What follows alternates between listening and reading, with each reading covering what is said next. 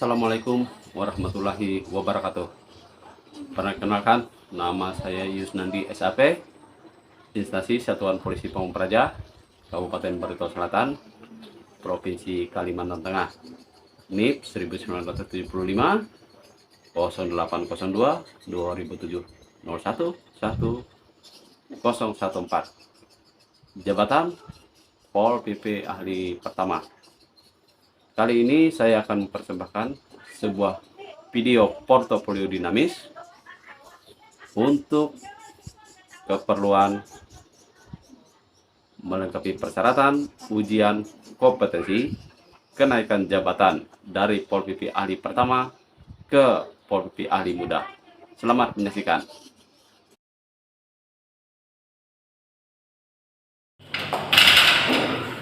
Selamat pagi, Bu. Ya, selamat pagi. Izin menghadap. Silakan, Pak. Terima kasih. Jadi begini, Bu.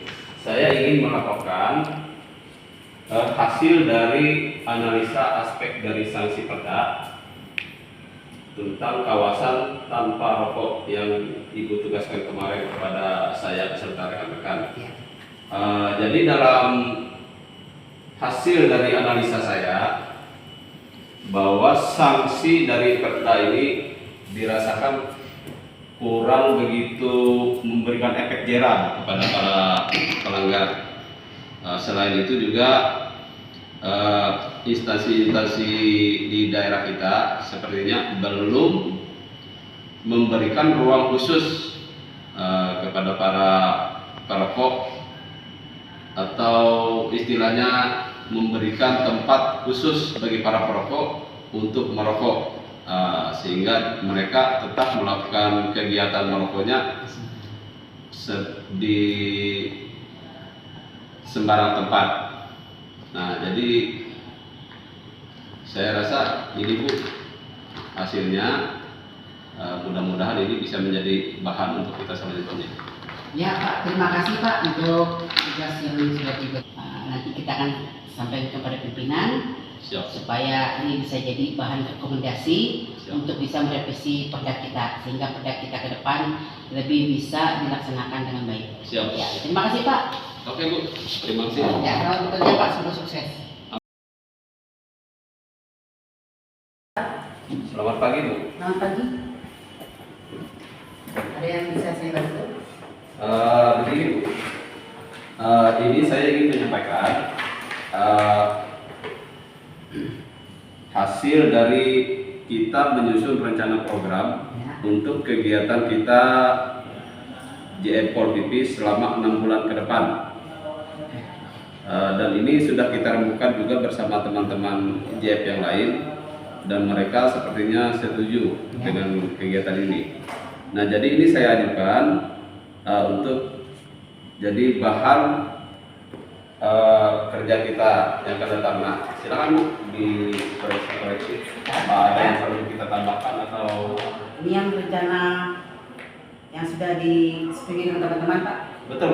Ya. Ini kita ajukan. Dan bukan analis aspek perda, menuju sosialisasi perda, menyusun rencana program, melakukan evaluasi kegiatan, melakukan tindakan logistik, melakukan otopsi ini, karya tulis. Oh, bagus ini, Pak.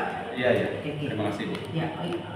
Bagus, Pak. Ini kami terima dulu. Iya, iya. Nanti saya akan sampaikan kepada pimpinan untuk selanjutnya nanti bisa diarahkan bagaimana selanjutnya. Oke, siap. Terima kasih, Bu.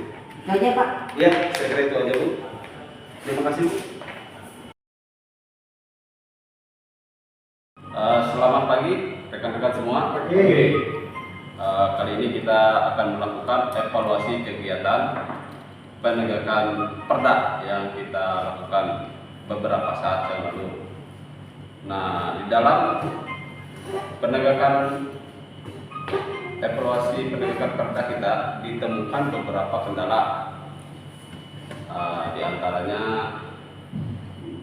kemampuan daripada personil kita di lapangan, komunikasinya masih kurang, sehingga penyampaian intisari dari maksud kita di lapangan tidak tercapai dengan baik dan tidak dipahami oleh masyarakat yang kita berikan penyuluhan kepada. Di samping itu juga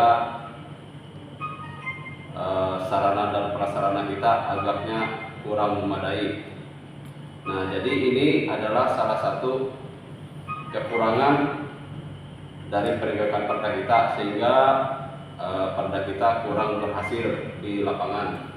Nah, selanjutnya hal ini akan dituangkan dalam laporan kita dan akan nanti kita ajukan kepada pimpinan kita untuk ditindaklanjuti agar pelaksanaan kegiatan penegakan perda kita berjalan secara maksimal. Jadi saya kira itu hasil dari evaluasi kegiatan kita. Mudah-mudahan kedepannya kegiatan kita akan berhasil dengan baik dan mencapai minimal 99% terpenuhi daripada sasaran kita. Oke, terima kasih semuanya. Selamat ketemu dalam tugas-tugas kita yang akan datang.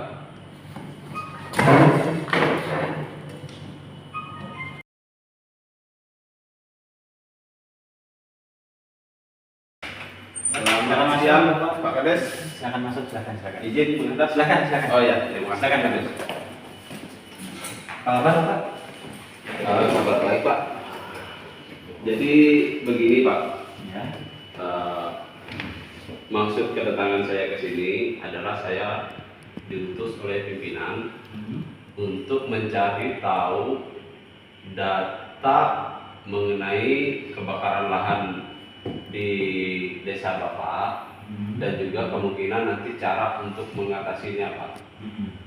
Supaya kebakaran yang seperti terjadi tahun kemarin bisa kita minimalisir untuk tahun ini, Pak. Kalau untuk sekarang belum ada kebakaran di wilayah kami. Oh iya, Pak. Jadi karena itu, Pak, kita tahun sebelumnya masling. Ya. Setiap tahun pasti ada kebakaran. ya, jadi karena itu, Pak, kita datang kemari untuk meminimalisir supaya kebakaran tidak terjadi seperti tahun kemarin. Iya, pas. Jadi gitu, Pak. Ada yang bisa saya bantu ininya? Oh ya, jadi untuk itu saya minta data, Pak, dari Bapak dulu terkait kebakaran lahan, Pak. Yang dulu ya? Iya, Kemarin ya? Iya, yang tahun kemarin, dan kemungkinan ada lagi luas lahan yang akan terbakar, berpotensi akan terjadi kebakaran, Pak. Nah, jadi pertama ini, Pak, saya mau tanyakan dulu untuk luas area lahan yang sering terbakar, Pak. Luas area yang sering terbakar ya? Iya, di area Terpaksa saya harus buka data ini, Oh. karena ini kita bermain data kan? Oh, Jadi iya. saya harus buka data biar nggak salah. Oh Gitu iya, ya. memang, Pak, data yang harus kita dapatkan ini memang harus. Akurat biar nggak salah. Iya. Luas area Luas yang area lahan yang sering terbakar. terbakar. Nah, dari data yang ada di desa, Bapak, Iya. untuk tahun kemarin ya ini ya, untuk Iya. tahun kemarin luas area yang terbakar itu sebanyak 20 hektar, Bapak. 20 hektar, Pak. 20 hektar dari seluruh wilayah yang ada di desa kami sebanyak 30 hektar. 30. Jadi sekitar sepertiga wilayah. Apakah ini kebun semua atau Kebetulan untuk yang 20 hektar itu, Pak, itu ada di kebun karena Kebun. wilayah perkampungan itu di desa di sini itu kebetulan terkumpul, Pak. Wilayah perkampungan kumpul jadi satu, Iya. itu sekitar 5 hektar. ya? Untuk warga, untuk perkampungan warga. Oh, iya. Jadi untuk yang banyak terbakar itu biasanya di perkebunan. Perkebunan. Iya. Kebun kelapa atau Kebun warga. kebun warga ya? Warga. Memang sebagian ada yang masuk ke masuk ke area kebun bukan perusahaan hutan lindung, Bapak. Hutan lindung. Tapi iya. hutan lindung itu masuk di wilayah desa sebelah. Oh, Nah, iya. jadi nggak termasuk dari yang 20 hektar itu. Oh iya. 30, mohon maaf, dari yang 30 hektar wilayah desa kami. Oh iya. Gitu. Oke. Hmm. Selanjutnya, Pak, luas area yang berpotensi menjadi kebakaran diperkirakan Kalau perkiraan luas area yang berpotensi terjadi kebakaran itu biasanya kita melihat panjang kemaraunya. Iya. Panjang kemaraunya. Kalau kemaraunya panjang sampai 2-3 bulan itu bisa hampir seluruh wilayah kami terbakar kecuali di perkampungan. Oh iya. Makanya sangat rawan sekali, desa kami ini sangat rawan sekali. Karena kebetulan di kampung kami itu kan ada sungai itu, sungai, ada juga sumur-sumur warga yang berdekatan yang dipakai untuk sumber air minum warga sekitar kan. Jadi itu masih warga bisa mengamankan wilayah perkampungannya. Tapi rata-rata kalau luas area yang berpotensi itu seluruh wilayah berpotensi. Oh iya. Iya. Seluruh wilayah berpotensi kecuali yang ada di kampung. Iya, ada perumahan warga ya. Iya. Jadi kalau luas wilayahnya itu sekitar 25 hektar. 25 hektar ya. Oke. Selanjutnya Pak, biasanya sumber yang menyebabkan terjadinya kebakaran itu kan apa ya kira-kira Pak? Kalau dari analisa desa Pak, Iya. Ini kayaknya dari membakar lahan atau bagaimana? Kalau desa kami jarang sih Pak yang warganya membuka lahan dengan membakar, itu jarang ya. Nah, jadi kami menyimpulkan selama ini dari desa menyimpulkan selama ini terjadi kebakaran itu karena kemarau yang panjang aja Pak. Kemarau yang panjang, dia gambutnya itu panas kan, jadi dia bisa terbakar. Iya, berarti karena lahan gambut. Iya, karena lahan gambutnya. Iya. Lahan gambutnya yang terbakar itu penyebabnya. Itu hasil analisa kami selama ini Pak. Tapi nggak tahu nanti kami kalau ada penyebab yang lain kami belum. Oke. Jadi untuk sementara ini kita simpulkan itu dulu Pak. Jadi nanti kita adakan kajian lebih lanjut. Kalau ada penyebab yang lain. Iya. Oke. Selanjutnya yang terakhir ini Pak. Kira-kira sumber air yang dapat dimanfaatkan seandainya terjadi kebakaran lahan itu Pak?